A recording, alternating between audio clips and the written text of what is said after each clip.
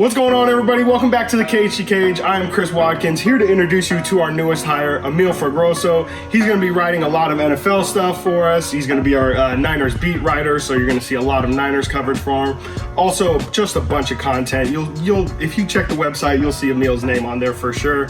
But first off, we're going to get to know Amil a little bit. First off, what is some of your previous writing experience? Yeah, so I just got out of ASU University, Arizona State University, Walter Cronkite School. So I'm a fresh out of college kind of kid. I've written for a couple companies, Mediaite out in New York-based company covering sports personalities. Nice. And so now I'm here back home. I'm glad to be back home. Awesome.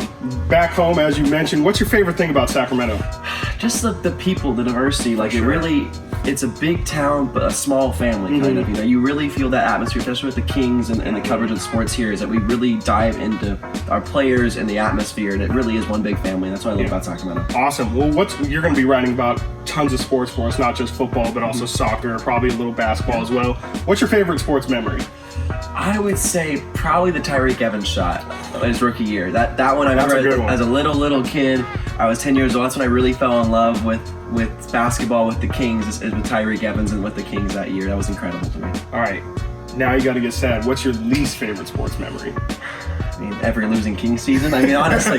So it just keeps on happening. It keeps happening. I don't know. Doesn't have to be basketball. Either it could be football. It could be a soccer match that really killed you. The biggest one for me, and I was still a little kid when it happened, but was the Snowball game between the Raiders and the Patriots. The famous tuck rule game really hits me hard. Growing up a Raider fan because of my dad, it was. Whew. Perfect. Well, that makes me think. Let's just do some rapid fire here, just because obviously, like I said, you're going to be writing a lot about football for us. So let's knock out some quick questions, get your takes on record. Of course. You just mentioned the fumble rule. Did Brady fumble? Yes, he did. And Brady even admitted he fumbled too. Brady, I see you out there. You admitted it. I'm glad you admitted it. We'll move on though. Who do you think's going to win the AFC West this year? This year, probably the Chiefs. As much as I hate to say it, that I can't count out Patrick Mahomes. I mean, he's one of the best guys there is out there in the NFL. I mean, he's just such a young gunslinger, and you can't count him out. No, and it's going to be a tough division anyway. I mean, you could have said really any team. You really could have an argument for any of them.